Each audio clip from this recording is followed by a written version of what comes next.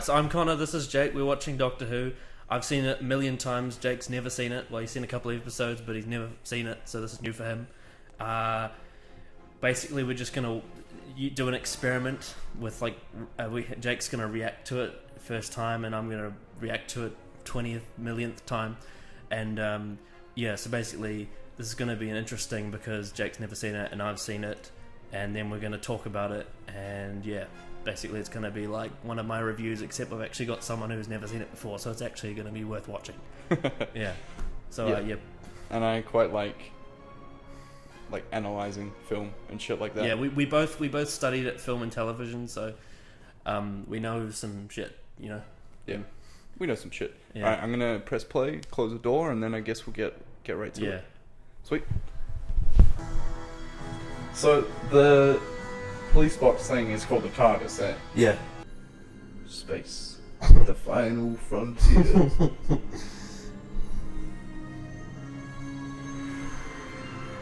Yo. So, from what I understand, she's a recurring character throughout the whole series, right? Yeah. In the show Doctor Who, there's recurring characters called, I guess you could call them regulars. Right. And so it's usually like the Doctor and his companions. Right. And he literally just picks up people. Because I know that, from what I've read, I know that the Doctor retaliates, and that's why not retaliates. Regenerates. Yeah. It's been a long day.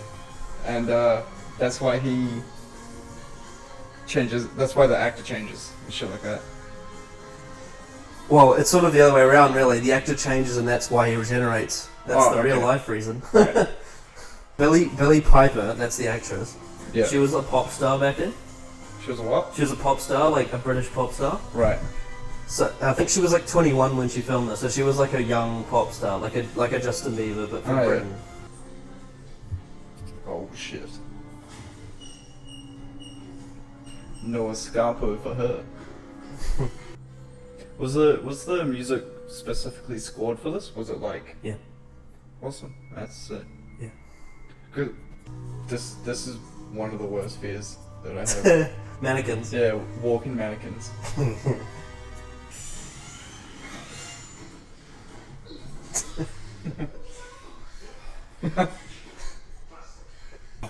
Fuck. I've got one of those. Really? At home, yeah. Hilarious. Cost me $66. Jesus. And it's just plastic. I'm the Doctor, by the way. What's your name? Rose. Nice to meet you, Rose. Run for your life. Which one's your favourite Doctor? Tennant. David Tennant. Yeah. But it's marginal. I like all the Doctors.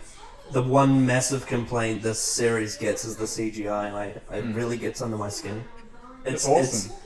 There's three subdivisions of fans, right? There's the returning fans. Yeah. There's the broadcast fans, and then there's the Netflix fans. Right. The ones that get under my skin the most are the Netflix fans. Yeah, because they've been conditioned to they've watched this this in the last few years. Yeah. So they don't see it from the perspective of someone back then.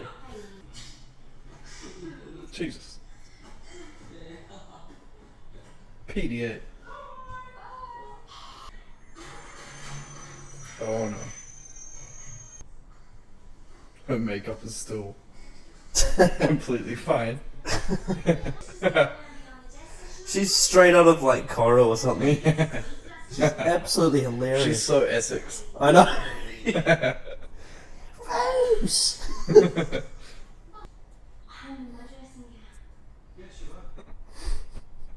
Jesus Christ.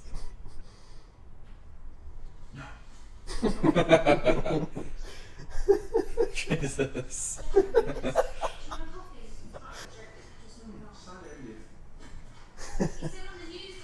Did you see that? He read a book in 2 seconds.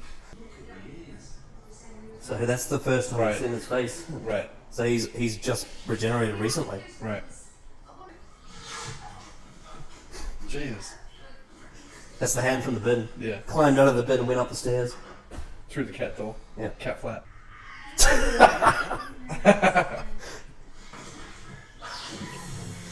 I love practical effects. I reckon Yeah. they look the best. Yeah. Oh, Jesus.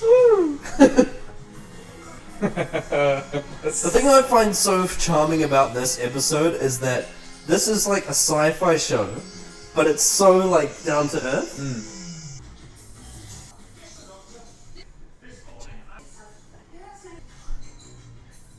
That shot was 1 minute and 26 seconds. Damn. That's pretty good. Yeah. That's stop and turn. So dramatic. Rose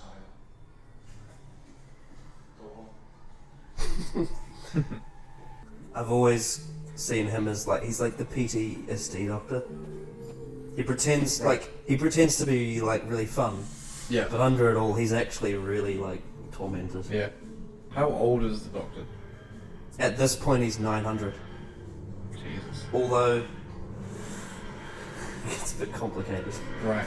because Because he can jump back. because and like forth. I think it was like the 7th doctor, because he's the 9th doctor. The Yeah. 7th doctor said he was like 940 something. Right. So I think he like forgot how old he was. Well, that makes sense because if you can go back and forth in time, if he stops. No, that's not what he means though. He's Right. lived for that long. Right. Jesus! I don't remember that. Is this like a director's cut? You see, big black cock? Look at that old CRT monitor. Not even using Google. What is searchwise.net? SWN. It's like she's at school and they're like, no, you can't use Google. You have to use fucking like Bing. Encarta or something. Remember that Google Scholar bullshit? It's like, no, that's bullshit. Contact Clive. Yeah, just give old mate Clive a ring. Fuck, that's the most British car I've ever seen. I've always really liked the pace of this episode. Right, I think it's so like a sweet spot. right. Because It's not too fast. It's not too fast, but it doesn't get boring either. Yeah, true. Yeah. Dad, it's your notebook. Let me go back and play some Fortnite.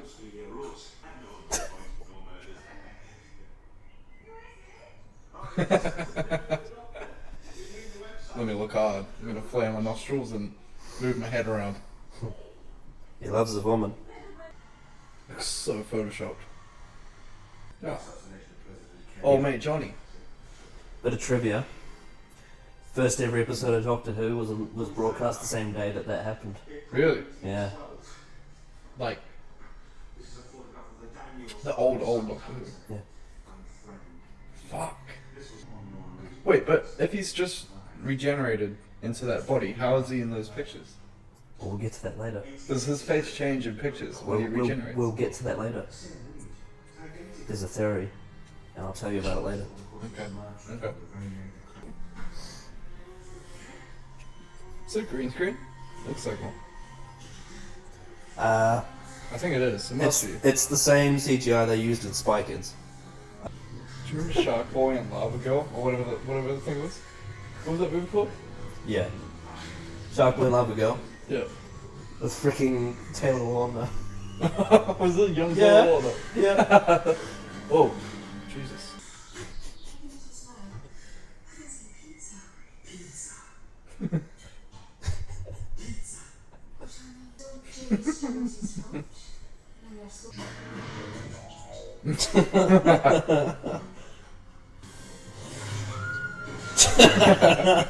It is.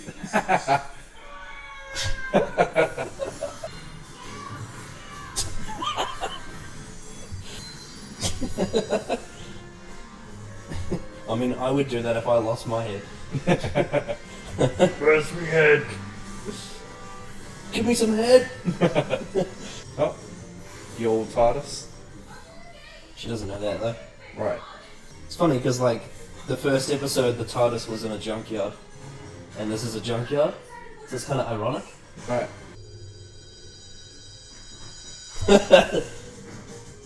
The little human mind, so confused. For a second, she was more scared of this than the monster. Than the thing trying to kill her. Yeah, because it's so alien. It looks awesome though. Everyone says this is the grungy coral TARDIS. Oh yeah. It's got like an underwater feel to it. Yeah. It looks like an octopus as well, with like all the sucker holes.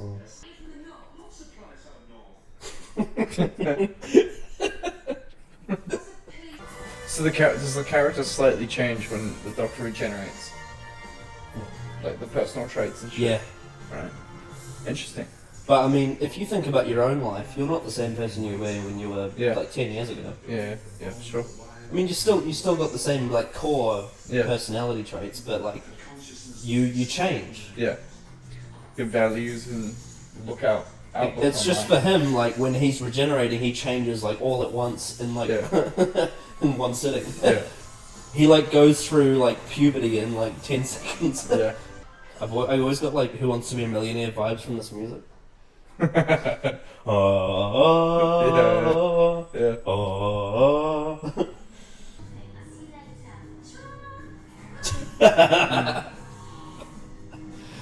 Oh my god. It's Clive. Jesus.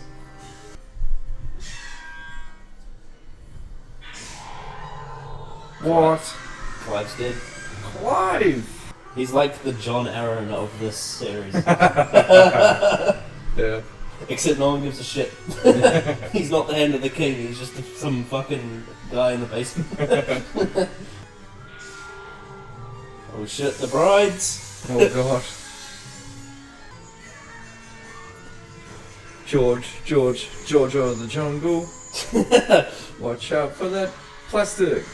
Watch out for that anti-plastic.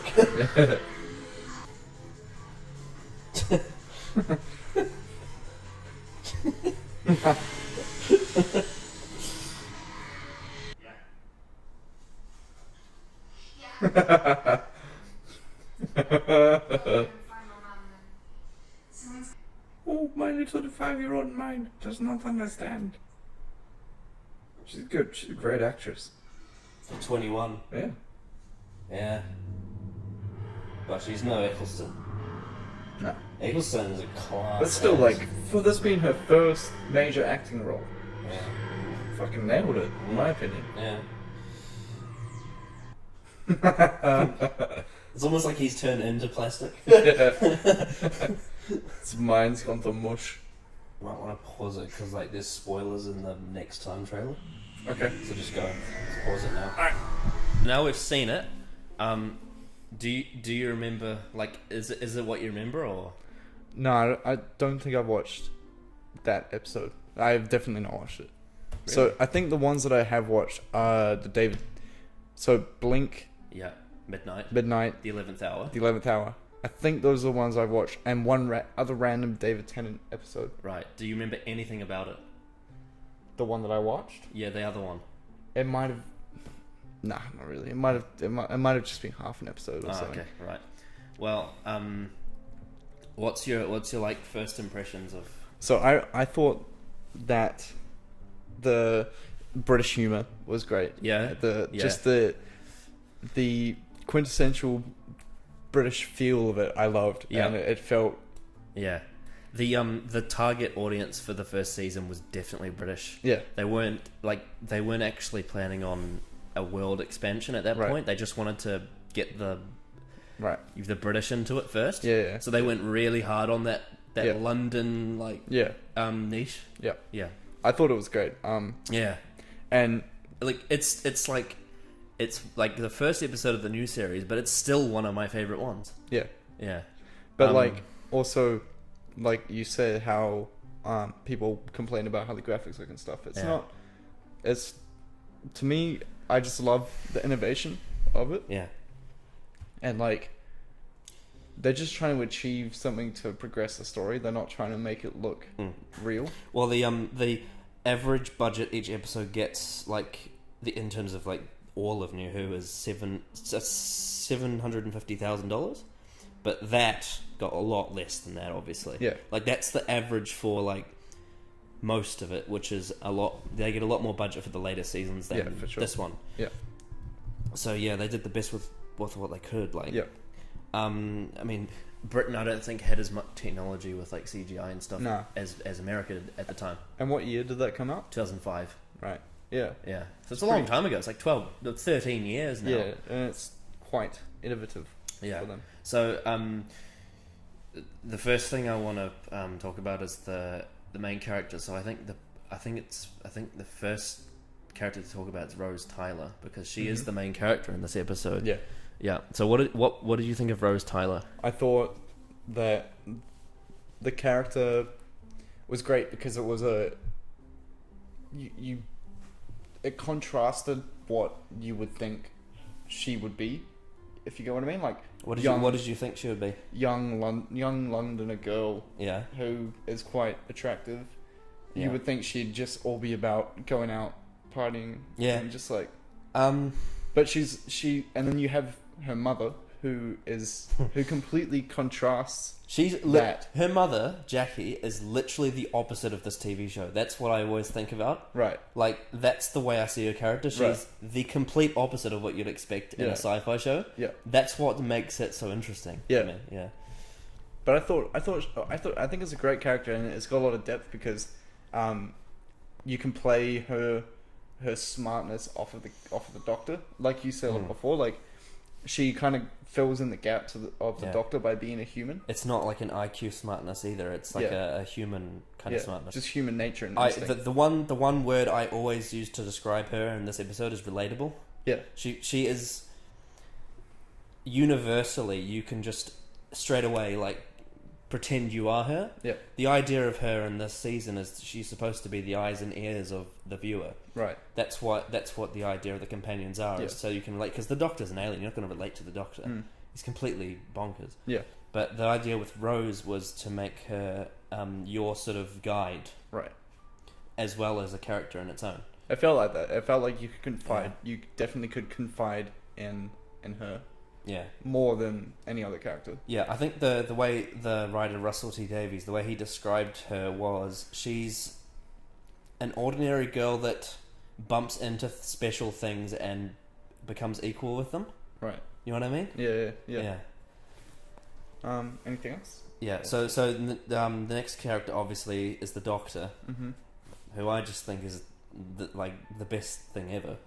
Yeah, I he's mysterious, and which is great. It's always nice having a character that you can you build as something mysterious, so you can take any path you want with him. Yeah. You can add something onto the Doctor, Exactly.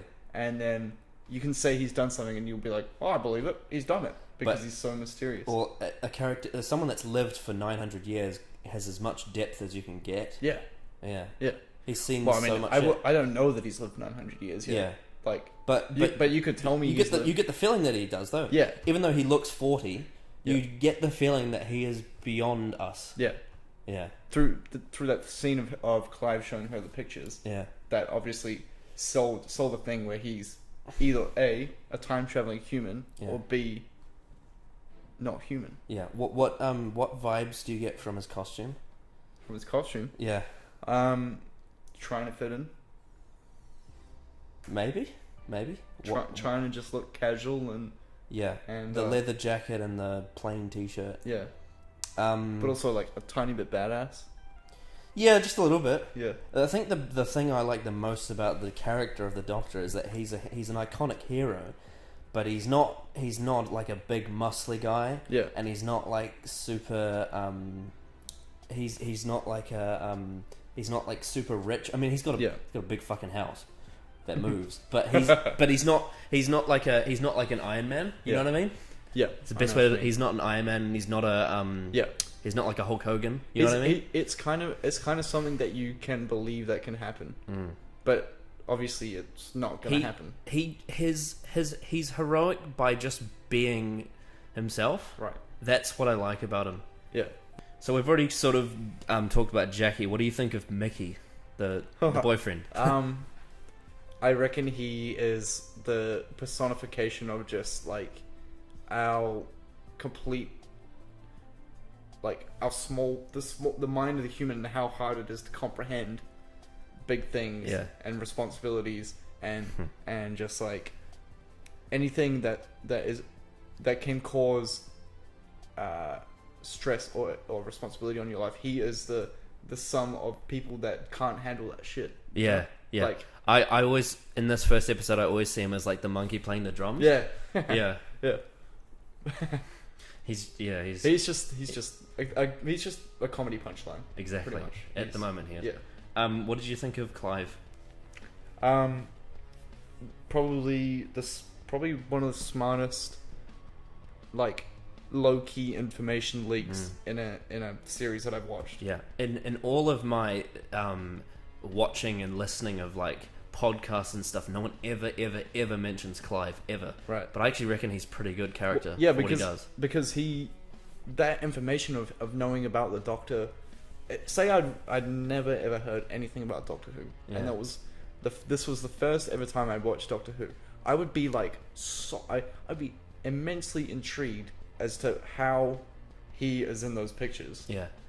And the thing is with Clive is that we only really see him for like a few minutes with Rose, and when he dies, I actually feel bad. Yeah. That they present him in a way that actually, like in a matter of minutes, gets you to like him, and then they kill him. Yeah. Which is talented, but to do It's that, also the actor as well. He's a very to make you feel sad about a character dying that's Yeah. only been there for 3 minutes. yeah. You know what I mean? Yeah. Yeah. Sure. The actor's very good too. Yeah. He's in a lot of stuff as well, the actor. I don't know the actor, but he looks familiar. Yeah, he looks familiar as well. Yeah, maybe he's just one of those guys that looks familiar, Just one of those British dudes that look the like same. you know the guy from like Castle. Oh yeah, the main. He's yeah. like, I don't know many things that he's in, but when you look at him, you're like, that guy's in so much stuff. He looks like he's the guy from Mummy. Is he the same actor? No, it's not the same actor. I don't know. I swear, I always think he's the guy from Mummy. I know he's in he's like Percy Jackson or something. Percy Jackson. Yeah, What the fuck? because there was some Percy Jackson movie I saw with Regan and Josh Oliver in Right. like year 10. I didn't give a shit about the movie, but he was in it. Right.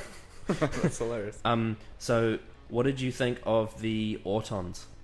The what? The plastic dummies. They're called the Autons. Yeah, I thought it was an interesting villain. I don't know.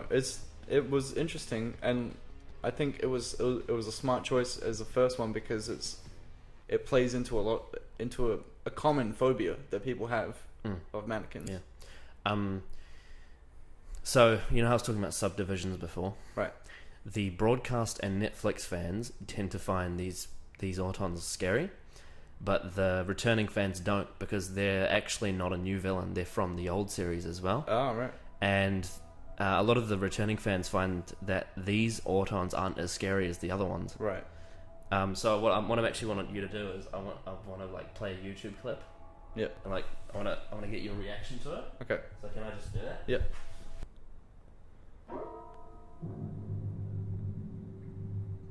These are a lot more creepy. These are way more creepy.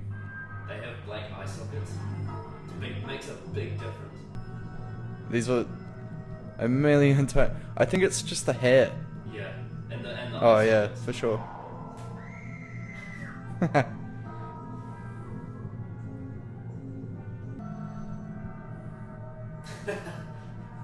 It's a bus stop. They're all waiting for the bus. Jesus.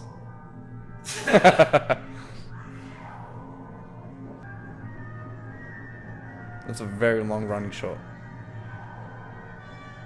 Jesus Christ. Yeah, for sure. I reckon those are a lot Yeah. creepier. Yeah. Like you can understand why returning fans wouldn't find the other ones that Yeah. scary. Yeah. By the way, a bit of trivia about that episode, Spearhead from Space. That episode, the BBC blocked them from using the sets, so they didn't have any video cameras like from the studio. So the director's like, "Fuck it, we'll just use film cameras and do everything on location." Fuck. That would have taken ages. Yeah, and it's classics. Doctor Who is generally like 4 25-minute episodes. Right. So that's like 100 minutes of television that they had to do on location. Yeah. Damn. Yeah. But yeah, I reckon. I mean, I like the Autons in Rose, but they're nowhere near as good as they are in that one. Yeah. And I think the main reason might be target audience. Yeah, I feel like they were trying to make it more humorous for sure, unless I don't spooky. think they wanted to at that point in the show. I don't think they wanted to scare off the kids. Yeah, Yeah. yeah, for sure. And also, most pilots for TV shows, unless it's specifically a horror show, are normally slightly comedic.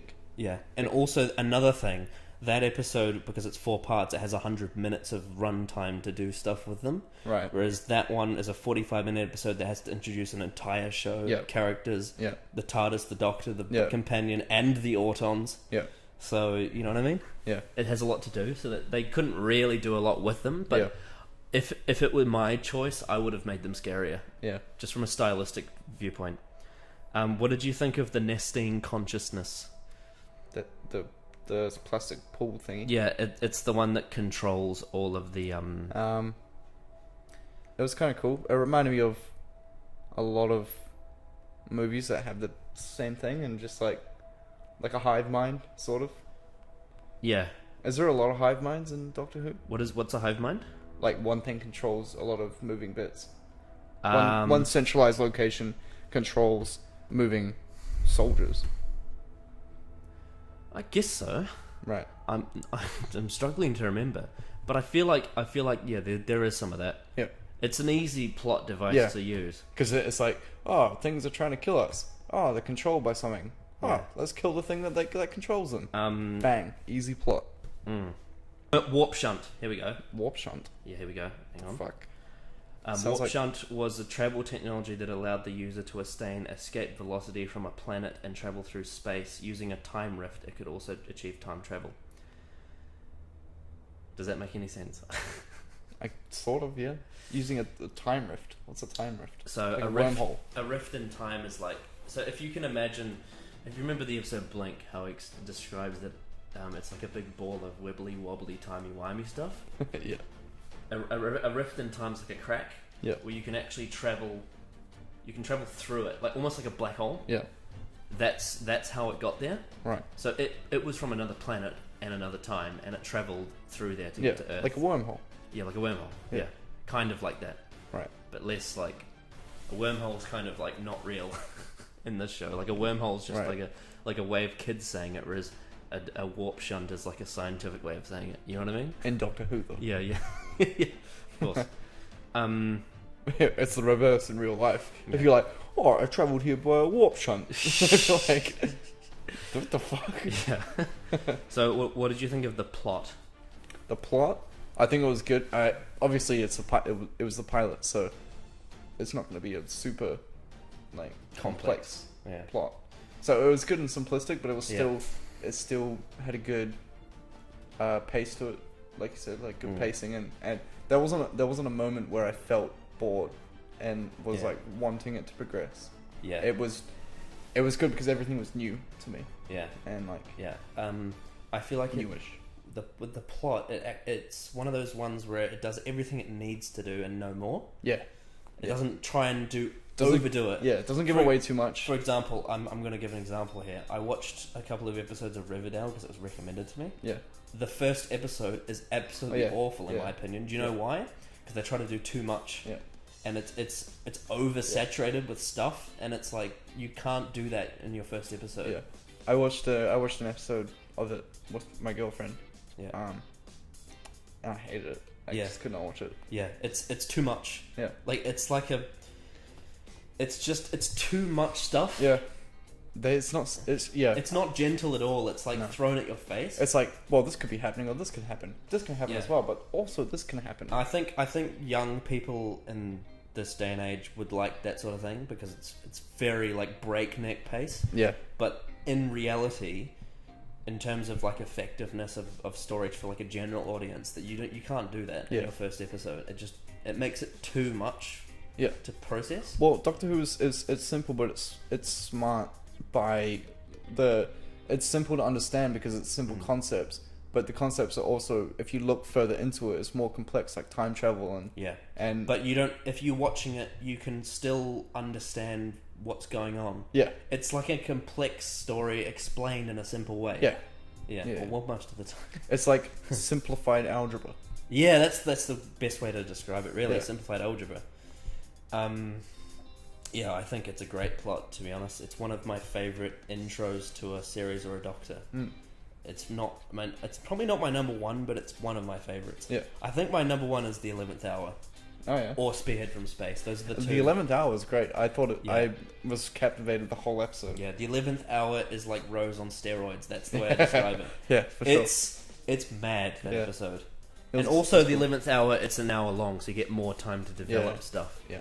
Spearhead from Space, that one with the Autons. The reason why that one's so good is it feels like a James Bond movie. That's Oh, why yeah. I like it so much. Yeah. And the third Doctor is incredible in it. Yeah. He's like hilarious, and he like steals cars and stuff. he's they're taking like the Autons are taking him away in a wheelchair, and he's got like his mouth taped up, and then he escapes, and he like escapes on a wheelchair and runs away. It's really hilarious. So this was the first time, bar one Americanized TV movie in 1996. This is the first time the show had broadcast in 16 years, and it's the first season was like a massive hit in the UK, but it wasn't a massive hit elsewhere. Right. Does that make sense? Yeah. Like, and that goes back to what we were saying before about the target audience. It was mainly British humor. It wasn't until later on that it really started to grow elsewhere. Yeah. It wasn't until about season 5 or 6 that it got really big in America. Do you think that's also just because of the progression of the internet and Yes, I would say so. yeah, and just I mean, in New Zealand, like this season would be in New Zealand like 6 months delay on Right. TV, whereas these days, like for example, Series 10 last year, Yeah. it was the same day Yeah. that it broadcast, like Yeah.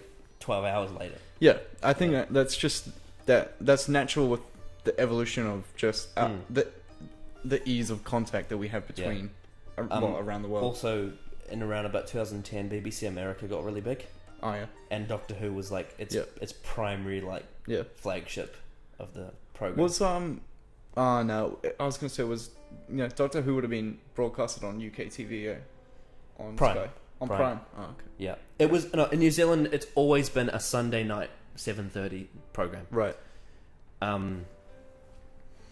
But it was like for the first few seasons, it was still like a sort of geeky thing. Yeah. Because I think I watched, like, my dad always watched it, but I didn't. I was too young for it. Yeah. But I think it was around like 2007, 2008. They were playing replays of the first and second season at the same time. Right. And that's when I really got into it. And I think a lot of people, like, if you ask a lot of the Doctor Who fans, like the people that started watching the new series, a lot of them will say they started around series 4, Right. which was that's like a big expansion of like the fans. And then in terms of like overseas and like America and stuff, it was like a couple of seasons after that it got really big worldwide. So the reception for this episode, like, it got good reviews, but I think the one biggest thing that got criticized, which was actually something you really liked, was the humor. Yeah. And it's because most of the critics were returning fans, Right. like the people that would write in the paper. Do you think that was because before it was not as humorous? No, it was humorous, but it was a different kind of humor. Right. It's very different. Like, the old series has a very dry, like, adult wit, Right. whereas this is very childish humor. Yeah. Yeah. I love that though. I think Yeah. that's Yeah, great. but that's I mean, the new series, they really wanted to get a broad sort of spectrum on it. Yeah. It's like something for everyone. To me, I think that the humor in this it's good. For me, it would get probably, like, if I watched 4 episodes back to back, I would stop finding it funny. Maybe after the 4th episode. If it was the same jokes, yeah. Yeah. Or the same style of humor. Yeah. But I think because of the way it would have been broadcast, it was once a week or some shit like that, then that would have been great. It would have been a nice, chilled out evening show, Well, which would have brought sometimes. you back. The thing is about the thing about Doctor Who is that, like, every episode's different. Right. So, and you're gonna see that because like that's the fact of the matter is, generally speaking, early season is targeted more to younger fans. You've got like the really simple, compact 45-minute like early seasons, and then you've got like because obviously the seasons have like 2-part episodes as well. Yep. Because sometimes plots need more time. Yep. And generally, like, because there's 3 2-parters generally in a season, the first 2-parter will be like a really like straightforward action adventure 2-parter. Right.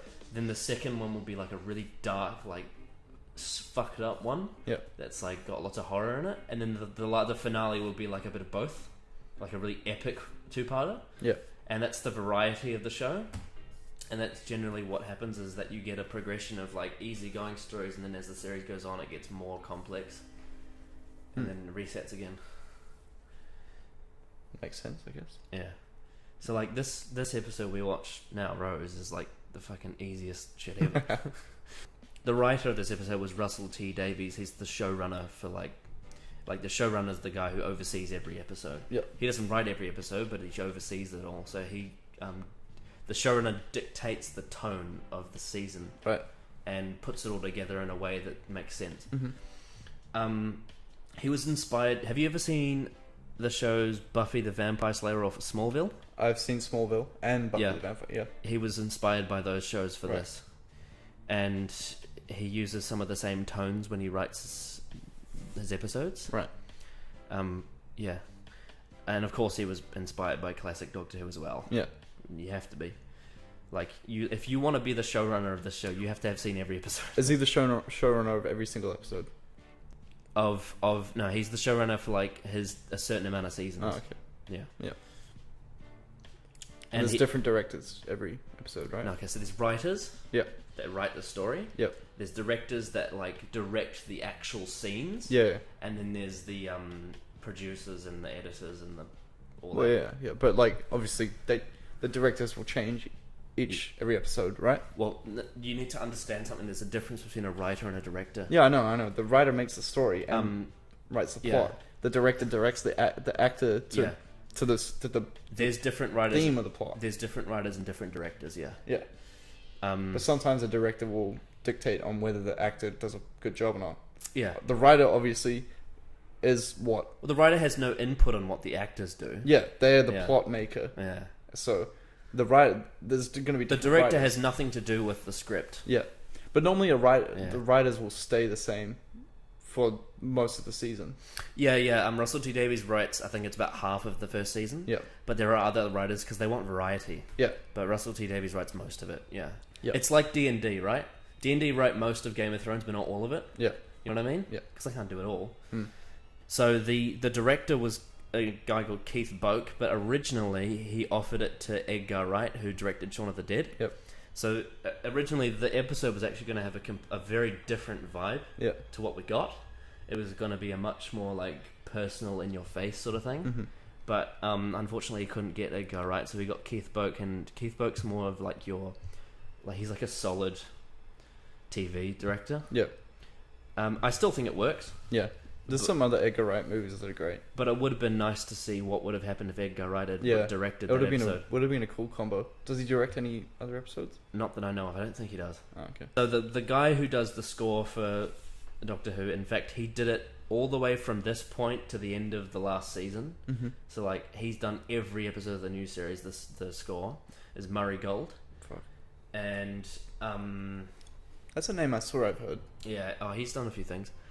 Murray Gold, he's known. Like the thing is about Murray Gold is he's a very talented musician, but he also knows not to just get involved Yeah. with his own styles, because he's like, he knows that Doctor Who's supposed to be like a mainstream family show, so he doesn't go too stylistic with a lot of his score. He generally goes for the more like the obvious sort of thing.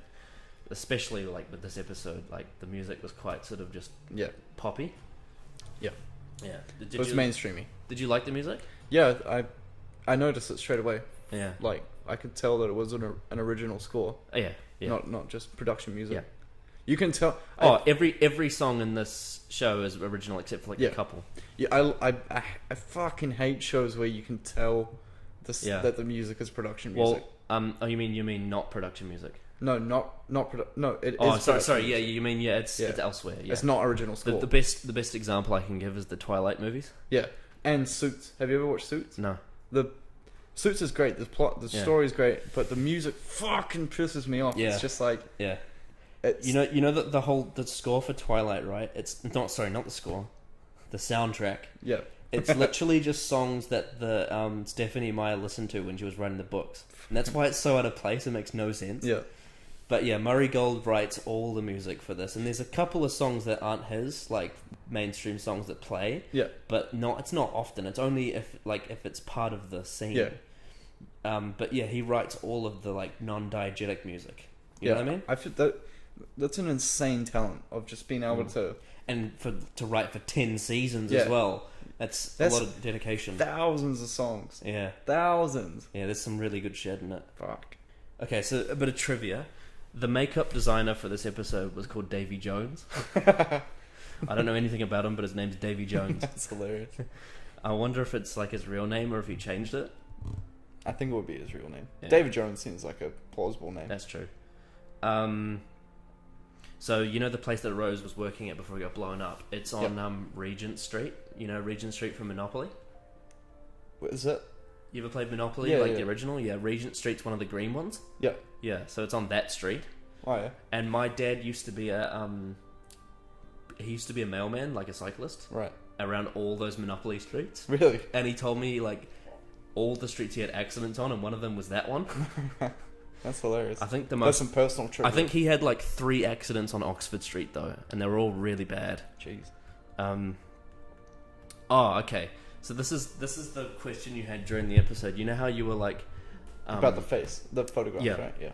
So it's not confirmed, but I have a theory on it that I read somewhere about you know at the end of the episode how he offers her to like travel in space and she says no, and then the TARDIS goes away and then he comes back.